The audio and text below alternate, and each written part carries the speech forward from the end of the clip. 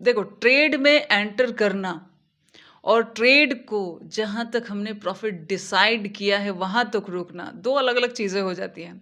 आपको इस वीडियो में ये भी समझ में आएगा कि क्यों ऐसा कहते हैं कि मार्केट जो है 10 से 20% ही टेक्निकल है और बाकी 80 से 90% देखा जाए तो साइकोलॉजिकल है। ठीक है? देखो मार्केट में लेट्स से अगर 2 तरह के ट्रेडर हैं, दोनों मार्केट को एकदम सेम तरीके से एनालाइज़ कर रहे हैं और उनके एनालिसिस के अनुसार नेक्स्ट डे मार्केट उनके सेटअप पे जब उनको अलाउ करती है, वो वहाँ एंटर भी ले लेते हैं। लेकिन स्टिल दोनों एक जैसा प्रॉफिट बुक नहीं करते हैं। और देखा जाए तो एक ट्रेडर ऐसा है जो जितना प्रॉफिट डिसाइड किया है वो उतना प्रॉफिट अपना बुक करता है, ठीक है? और वही देखा जाए तो ट्रेडिंग में थोड़ा ठीक-ठाक चल भी रहा है। दूसरे तरह का ट्रेडर क्या करेगा, थोड़ा बहुत प्रॉफिट दिखेगा और हटा लेगा। तो एग्ज़ैक्टली इसके पीछे टेक्निकल एनालिसिस दोनों का बराबर है, हर एक नॉलेज दोनों की बराबर है, बट फिर भी कहीं न कहीं साइकोलॉजिकली एक ट्रेडर फेल हुए और दूसरा ट्रेडर अपना काम ठीक से कर रहा है। सो इसको कैसे हैंडल करते हैं एग्ज़ैक्टली इसको थोड़ा-सा हम डिटेल में समझते हैं, ठीक है? लेट्स से ये है ट्रेडर नंबर 1 और ये है ट्रेडर नंबर 2, ठीक है? अभी जो मैंने कहा, दोनों ने अच्छी तरह एनालिसिस की। ये भी समझ सकते हो कि दोनों को सेम टाइम हुआ है ट्रेडिंग में, ऐसा भी कह सकते हैं कि टाइमिंग बराबर है दोनों की, एनालिसिस दोनों की बराबर है, दोनों की नॉलेज सेम है, एवरीथिंग सेम है, ठीक है? दोनों ऐसा नहीं कि ट्रेडिंग को बहुत हल्के में लेके चल रहे हैं, दोनों इसको सीरियस लेके चल रहे हैं, ये भी और ये भी। बट स्टिल जो ट्रेडर नंबर 1 है, वो क्या करता है, यहाँ अगर ट्रेड लिया और यहाँ अगर उसने एसएल रखा और उसके बाद यहाँ तक उसने टारगेट रखा, ठीक है? अब यहाँ तक इसने टारगेट रखा, ये है target, this one is entry point and this one is SL point. दूसरा ट्रेडर नंबर 2 की बात कर लेते हैं। वो भी सेम एनालिसिस सेम तरीके से सेम जगह पे एंट्री किया। उसके बाद क्या होता है, इसने भी क्या किया, एक एसएल रखा, ठीक है? और इतना ही लगभग, मतलब ये समझो कि दोनों का टारगेट बराबर है, दोनों के एंट्री पॉइंट बराबर है, दोनों का एसएल यहाँ पे बराबर है। अब इसमें से एग्जैक्टली होता क्या है, इस बात को समझते हैं। देखो, जब यहाँ ट्रेड की बारी आती है कि ट्रेड अभी करना है, उस समय एग्जैक्टली क्या हो रहा है कि जो ट्रेडर नंबर 1 है, वो थोड़ा बहुत प्रॉफिट चल रहा है, बहुत बढ़िया, खुश होता है कि उसने अच्छी एनालिसिस की और उसके अनुसार मार्केट में अच्छी एंट्री भी बना ली। एक होता है कि एनालिसिस करना, एक होता है कि टाइमली एंट्री करना, तो उसने वो भी वहाँ पे कर लिया, वो खुश है। उसके बाद थोड़ा बहुत प्रॉफिट दिखाया और वो इस ज़ोन के आसपास निकल गया। वहीं ट्रेडर नंबर 2 क्या कर रहा है कि ठीक है, उसके एनालिसिस के अनुसार प्रॉफिट चल रहा है और यहाँ तक उसका टारगेट है। तो जब मार्केट उसके टारगेट के पास आता है तो वो अपना प्रॉफिट बुक करके हट जाता है, ठीक है? अब इस पूरे गेम में यहाँ पे देखो, दोनों के प्रॉफिट में काफ़ी बड़ा फ़र्क होता है। टेक्निकल एनालिसिस दोनों ने बहुत अच्छा किया, एंट्री दोनों ने बहुत अच्छी की है, बट स्टिल प्रॉफिट में इस फ़र्क का कारण होता क्या है? इस फ़र्क का मेन कारण होता है साइकोलॉजी।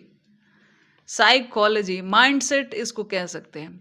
माइंडसेट की वजह से इन दोनों के प्रॉफिट में फ़र्क आता है। दूसरा फ़र्क आता है रिस्क की वजह से।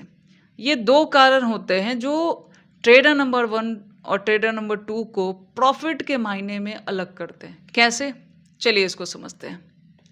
सिमिलर चीज़, दूसरा नंबर वाला ट्रेडर अच्छा प्रॉफिट कर रहा है और पहला नंबर वाला ट्रेडर जो है, वो पूरी काम करके भी उतना अच्छा प्रॉफिट बुक नहीं कर रहा। कारण क्या है? देखो, सबसे पहला रीज़न क्या होता है? सबसे पहला रीज़न, यहाँ पे भी सबसे पहला रीज़न होता है लॉट साइज़, ठीक है? और यहाँ भी है पहला रीज़न लॉट साइज़। कैसे? समझो। यहाँ पे देखो, ये एक सिमिलर चीज़ यहाँ पे मतलब वही पैटर्न, एंट्री, एसएल, टारगेट, ठीक है, same pattern, entry, SL, target. अब देखो होता क्या है, लेट से दोनों का अमाउंट अलग अलग है ट्रेडिंग के लिए, ठीक है। इसके पास 1 लाख रुपए है, ठीक है, और इसके पास 3 लाख रुपए है, ठीक है। लेकिन दोनों का अमाउंट अलग अलग होने के बावजूद ट्रेडर नंबर 1 ये सोचता है कि भाई अगर मैं 10,000 से ट्रेड करूं तो मेरा प्रॉफिट बहुत कम होगा। उसका ध्यान रहता है प्रॉफिट की तरफ, ठीक है। एसएल की तरफ बिल्कुल नहीं रहता, एसएल की तरफ नहीं रहता उसका ध्यान, ठीक है। सो ये बंदा भी 30,000 से ट्रेड कर रहा है और ये बंदा भी 30,000 से ट्रेड कर रहा है, ठीक है। अब देखो फर्स्ट माइंडसेट यहां से क्रिएट होता है। सबसे पहली चीज आपके दिमाग में क्या आएगा, अभी यहां पे एक बात समझिए, ये जो पैसा है 3 लाख का 30,000 10% में आता है। और दूसरा बात अगर कहें तो 1 लाख में अगर 30,000 देखेंगे तो अप्रॉक्स 30%, अप्रॉक्स इसलिए कह रही हूँ क्योंकि 1 लाख का 33,000 कुछ अगर हम लिखेंगे तो वहाँ पे एग्जैक्ट 30% होगा, इसलिए इसको अप्रॉक्स कह रही हूँ, ठीक है। सो अब इस गेम में एग्जैक्टली यहाँ पे क्या होगा, ये एक रीज़न है, और भी रीज़न बताऊंगे, ठीक है। अब इस गेम में एग्जैक्टली क्या होगा, जिस सेटअप से कोई भी ट्रेडर ट्रेड कर रहा हो, एक आध दिन ऐसा होगा कि उसका एसएल जाएगा, बिल्कुल जाएगा, ठीक है। अगर लेट्स से ये जो ट्रेडर नंबर 1 है इसका 6,000 लॉस हो जाए, ठीक है, जो उस लॉस के लिए वो रेडी शायद ना हो। बहुत सारे लोग ऐसे होते हैं कि वो सिर्फ ये प्लान करते हैं कि इस ट्रेड में प्रॉफिट कितना होगा, ठीक है, ये प्लान नहीं करते कि इस ट्रेड में एग्जैक्टली मेरा लॉस कितना होगा। ये जो कैपिटल मैंने आपको बताया है, आप अलग अलग फिगर में अलग अलग तरीके से समझ सकते हो इसको, ये बस एक एग्जाम्पल के लिए है, ठीक है। लेट से 1 दिन या 2 दिन इसका एसएल हिट हुआ, मतलब इसके लगभग 12,000 मार्केट लेके जा चुके। अगर तीसरे दिन भी एसएल हिट हुआ है तो लगभग 18,000 मार्केट लेके इसका चला गया, ठीक है। एक तो ये पैसे के लेवल पे बात करें, फिर हम साइकोलॉजिकली भी बात करेंगे। और अगर इसका 12 या 18 गया भी है, ठीक है, तो अभी क्या है, जो ट्रेड इसके लिए प्रॉफिटेबल होगा, अगर सामने वाले ने इस ट्रेड में, मतलब इस ट्रेड में क्या, इससे प्रीवियस ट्रेड में 12 से 18,000 लॉस कर दिए हैं, तो उसके दिमाग में कहीं ना कहीं एक फियर क्रिएट हो जाता है कि भाई मैंने 1 लाख से ट्रेडिंग स्टार्ट की थी, अगर 18 लॉस है तो समझो कि अब मेरे पास सिर्फ 80,000 ही बचे ना ट्रेडिंग के लिए, विच इज़ लॉजिकल, ऐसी थॉट तो आती है। और अगर इसकी बात करें दूसरे वाले की, तो स्टिल इसके पास अगर ये 20,000 लॉस भी करता है तो 2,80,000 इसके पास, तो इसको कोई इतनी दिक्कत वाली बात नहीं है। ये अपना रिस्क पूरी तरीके से मैनेज करके चल रहा है, इतना समझो, पूरी तरीके से मैनेज करके चल रहा है। अब इसकी वजह से एग्जैक्टली क्या होगा कि 1, 2 या 3 दिन अगर मार्केट इसका ऐसे ले भी लेता है, तो अगले दिन जब ये प्रॉफिट, लेट से अगर 6,000 का कोई एसएल रख रहा है ना, तो कम से कम 12,000 का प्रॉफिट तो रखेगा ही रखेगा। 6 में 6 वाला गेम में आप बेनिफिशियल होते नहीं हैं। या किसी किसी केस में 1:3 वाला टारगेट अगर हम रखते हैं, तो उस केस में एग्जैक्टली क्या होता है हमारे साथ कि यहाँ पे मतलब ये समझो कि 6,000 अगर लॉस है तो उसके अगेंस्ट में उसका 18,000 प्रॉफिट है, 1:3, ठीक है। 4 रखे तो और अच्छी बात है, डिपेंड ऑन मार्केट है, वैसे रखने से थोड़ी होता है। आप मार्केट के एनालाइज करोगे, आपको खुद आइडिया लग जाता है कि कब आपको कितना रिस्क एंड रिवॉर्ड रखना होता है। सामने वाला भी 6,000 अगर प्रॉफिट में है, सॉरी लॉस कर रहा है, तो अगर मान लिया रिस्क एंड रिवॉर्ड भी दोनों ने बराबर सोचा है कि मुझे इसके अगेंस्ट में 18,000 लेना है। अब देखो होगा क्या, जिसके पास 3 लाख का कैपिटल है उसको पता है उसके पास स्टिल उसके पास लगभग 2.25 लाख से ऊपर पड़ा हुआ है, तो उसको इतनी टेंशन वाली बात नहीं है।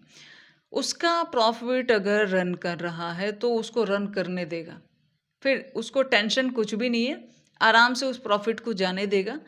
दूसरा वाला जो ट्रेडर है वो क्या करता है, वो क्या करता है एग्जैक्टली यहाँ पे, जब प्रॉफिट चल रहा होता है तो यहाँ तक नहीं जाने देगा, यहाँ तक नहीं जाने देगा। जब प्रॉफिट, देखो प्रॉफिट कैसे चलता है, आपका प्रॉफिट पहले 5-6 हज़ार चलेगा, फिर हो सकता है वो 9 हज़ार में जाए, 9 हज़ार से गिर के हो सकता है वो 5 पे आए, 5 से गिर के 12-13 जाए, 12-13 से गिर के 8 है, मतलब ऐसे फ्लैक्चुएट होता हुआ। अगर आपका टारगेट यहाँ 18 भी है तो कभी कभी ऐसा होगा कि डायरेक्टली मार्केट चला जाए, वो बहुत ही रेयर होता है, अदरवाइज मार्केट ऐसे फ्लैक्चुएट करता हुआ, डराता हुआ ऊपर जाता है। सो बार बार जब इसके साइकोलॉजी को मार्केट हिट करेगा तो कहीं ना कहीं, जैसे 6 का 4 हुआ तो इसके दिमाग में पहली बार थॉट आएगा। सो कहीं ना कहीं उसके दिमाग में ये रहेगा कि पिछली बार मेरा 18 हज़ार या 12 हज़ार मेरा लॉस है, और मेरे पास जो कैपिटल ट्रेडिंग के लिए बचा है वो लगभग 80 हज़ार का बचा है।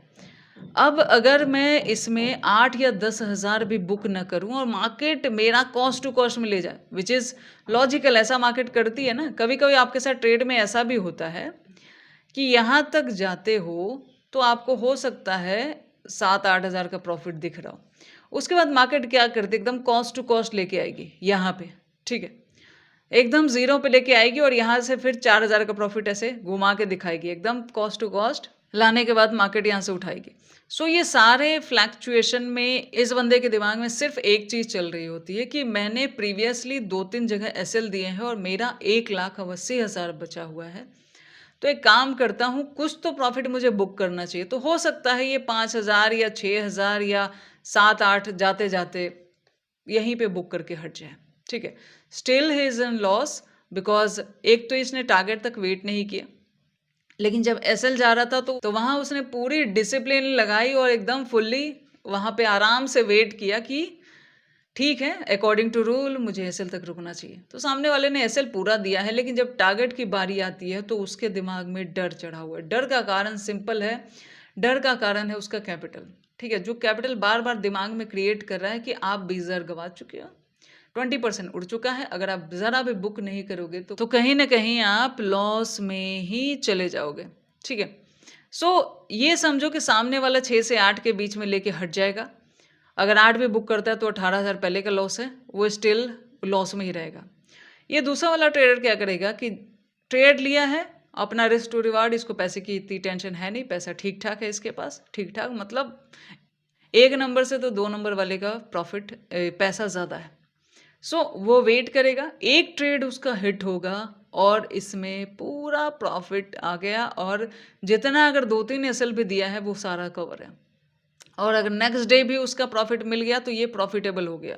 और वहीं इस बंदे ने जो आज 6 से 7 हज़ार बुक किया है उसका भी टारगेट सेम गया, क्योंकि सेम एनालिसिस थी, बट वो आधा लेके हट गया, और नेक्स्ट डे भी अगर उसका प्रॉफिट जाएगा तो उसी रेंज में हट जाएगा, और देखा जाए तो या तो वो लगभग रिकवरी में रहेगा या तो लॉस में ही रहेगा। सो पहला रीज़न तो होता है पैसा। इसीलिए अगर आपके पास 1,00,000 रुपए हैं तो उसमें से 30,000 से ट्रेड नहीं करना चाहिए। आप लॉसेस आप बढ़ने में आपको टाइम नहीं लगेगा, इतना समझ लो, क्योंकि जैसे ही वो पैसा घटने लगता है वो कहीं ना कहीं आपके दिमाग को, आपकी साइकोलॉजी को हिट करता है।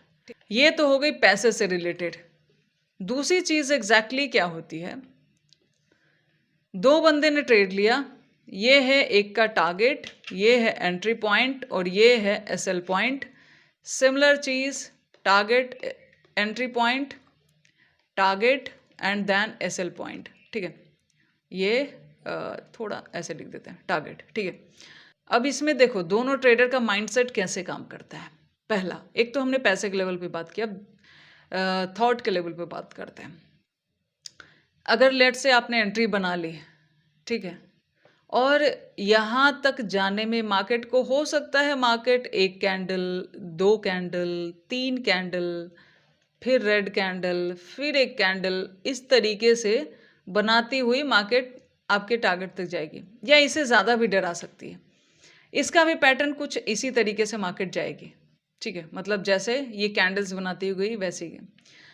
अब एग्जैक्टली एक चीज़ समझो, आपने पूरी एनालिसिस कर ली है, अब उसके बाद बचता है या तो एसएल या तो टारगेट। अब बीच में ये जो अनलिमिटेड थॉट्स हम दे देते हैं, भाई देखो ट्रेड में एंट्री लेने के बाद आप जितना ज़्यादा सोचोगे, जितना ज़्यादा मार्केट को, कैंडल्स को देखोगे और हर कैंडल पे एक थॉट क्रिएट करोगे। समझ रहे हो? ये सारी कैंडल्स मैं 5-5 मिनट की बना रही हूँ। अब ये 15, 20, 35, 35 मिनट लग रहा है आपके टारगेट तक जाने में, लेट्स से कभी-कभी इससे ज़्यादा भी हो जाता है। सो हर कैंडल पे अगर आप सोच रहे हो कि मैंने एनालिसिस तो की है, अब ये ऊपर जाएगा कि नहीं जाएगा? ये कैंडल आप सोच रहे हो 5 मिनट में कितना ज़्यादा आप कन्फ्यूज़ हो रहे हो। मार्केट भी आपको कन्फ्यूज़ करने में ज़रा कसर नहीं छोड़ रहा। प्रॉफ़िट दिखा रहा है, फिर डाउन कर रहा है, प्रॉफ़िट दिखा रहा है, फिर डाउन कर रहा है, ठीक है? यहाँ कैपिटल की बात नहीं हो रही, सिर्फ़ थॉट प्रोसेस की बात हो रही है। दूसरा कैंडल, फिर एक देखो, एक ट्रेडर है जिसने ट्रेड लिया और मार्केट चल रही है। अब उसको पता है जैसे भी जाए, या तो एसएल पे आए तो एसएल पे निकल जाना है, टारगेट पे आए तो टारगेट पे निकल जाए। फिर बीच में ये किंतु परंतु वाले थॉट वो नहीं सोचता। दूसरा ट्रेडर यहाँ पे क्या करता है एग्जैक्टली हर कैंडल पे वो सोचे जा रहा है, सोचे जा रहे हैं, सोचे जा रहे हैं, अपने दिमाग को थकाए जा रहा है, ठीक है? और हर कैंडल पे, हर थॉट पे मार्केट उसका कॉन्फिडेंस डाउन कर रहा है, गिराता जा रहा है कि ये जाएगा कि नहीं जाएगा, अपने ही एनालिसिस पे डाउट करना, ठीक है?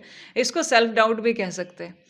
अब जब आप खुद पे, अपने एनालिसिस पे बिलीव नहीं करोगे तो मार्केट क्या आप पे बिलीव करेगी? ऐसे ट्रेडर को मार्केट के लिए एग्जिट करवाना कितनी बड़ी चीज़ होती है। आप समझ रहे हो? 1 से 2 कैंडल होते-होते या तीसरा जाते-जाते जब आपको प्रॉफ़िट दिखाएगा और जैसे ही 1 से 2 कैंडल रेड बनी, आप लॉस में नहीं हो, बस आपका प्रॉफ़िट कम हुआ है, आप वहाँ एग्ज़िट करके हट जाओगे। यहाँ पूरा माइंडसेट चल रहा है। और दूसरा ये वाला जो ट्रेडर है, हर कैंडल पे सोच नहीं रहा, आराम से ये बैठा है, मार्केट को जो करना है करे, जितना रेड, ग्रीन बनाना है बनाए, अकॉर्डिंग टू माय एनालिसिस मेरा सेटअप ये मुझे अलाउ करता है कि ये यहाँ से इतना जा सकता है। अगर मैं फेल हुआ तो ठीक है, मेरा इसमें इतना लॉस जाएगा। उसका बस 2 ही डिसीज़न है। लेकिन यहाँ पे दूसरा जो ट्रेडर है, हर कैंडल पे वो सिर्फ़ सोचे जा रहा है।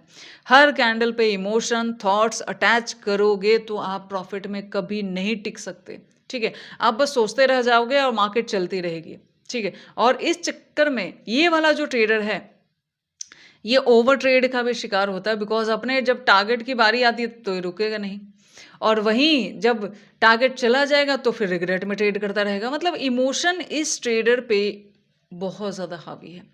और दूसरा ट्रेडर सिर्फ एक रूल, एक डिसिप्लिन फॉलो कर रहा है जिसमें वो खुद पे बिलीव कर रहा है, खुद की एनालिसिस पे, खुद की चीज़ों पे, सेल्फ कॉन्फिडेंस कह सकते हैं इसको, खुद पे बिलीव कर रहा है कि मेरा एनालिसिस बस इतना है। लेकिन उसमें इमोशन भी नहीं जोड़ रहा कि मैं इसमें गलत हो ही नहीं सकता, मैं इसमें गलत हो ही नहीं सकता, ऐसा कुछ नहीं है। या तो टारगेट जाएगा तो ठीक है टारगेट, या तो एसएल जाएगा तो ठीक है। अब ये बीच में मार्केट कुछ भी करे, बीच में वो आराम से बैठा है। हर कैंडल पे नहीं सोच रहा कि कहीं मेरा एनालिसिस गलत तो नहीं है, कहीं ये चीज़ें फेल ना हो जाए। अरे फेल होगा तो एसएल है, जाएगा तो टारगेट है। और जो ट्रेडर टारगेट तक नहीं रुकना जानता, वो प्रॉफिटेबल कभी हो नहीं सकता, इतना समझ लो। सो जब आप ट्रेड ले लेते हो, उसके बाद आपको ज़्यादा सोचने की ज़रूरत नहीं है। आप टारगेट एंड एसएल के लिए वेट करें, वो आपके लिए ज़्यादा फायदेमंद है, क्योंकि वही लॉन्ग रन में सस्टेन करेगा, ठीक है? हम हमेशा एसएल छोटा रखते हैं और टारगेट बड़ा रखते हैं। सो अगर 1-2 एसएल हिट हो भी जाता है और टारगेट बड़े हम रखते हैं, तो हमारे लिए बेनिफिशियल होता है। लेकिन अगर अकॉर्डिंग टू एसएल हम एसएल सही ले रहे हैं और टारगेट छोटा बुक कर रहे हैं, तो हम कैसे प्रॉफिटेबल हो सकते हैं? सो यहाँ इस पूरे गेम में देखोगे तो टेक्निकल का कोई भी यहाँ पे रोल नहीं होता। पूरा गेम जो है माइंडसेट का है, कौन अपने माइंड को कितना थका रहा है और कितना ज़्यादा सोच रहा है। जितना ज़्यादा ओवरथिंकिंग करोगे, उतना ज़्यादा आप ट्रेड में टिक नहीं पाओगे। जितना ज़्यादा आपके माइंड में कम थॉट होगा, उतना ज़्यादा आपका ट्रेड ज़्यादा अच्छा जाता है। दैट्स द थिंग, ठीक है? एक गलती और है जो टारगेट तक आपको नहीं टिकने देगी। क्या? देखो, ठीक है? पहला ट्रेडर, दूसरा ट्रेडर। अब वही चीज़, एक टारगेट है, एक एसएल है, एक टारगेट है, एक एसएल है, ठीक है? Entry, target, SL and then entry, target and this one is SL. अब इसमें देखो क्या होता है। लेट्स से बिग लॉस जब होता है तो भी हम टारगेट बुक नहीं कर पाते। कारण इस बात को समझो। देखो होता क्या है, ये जो हमारा बड़ा लॉस, लेट्स से इसने अगर मतलब 6000 का इसका रिस्क था, तो एक्सपायरी में ज़ीरो हीरो में इसने 30 गँवा दिए, ठीक है? या हो सकता है 25 गँवा दिया लॉस, ठीक है? होता है ना कभी-कभी, ये हो सकता है 20 गँवा दिया। मतलब ये है कि लॉस को इसने किसी भी कारण से 2, 3, 4 गुना बढ़ा दिया। इसने बराबर लॉस बुक किया, तो इस सेम लॉजिक से उस टारगेट तक अपना प्रॉफिट बुक करेगा।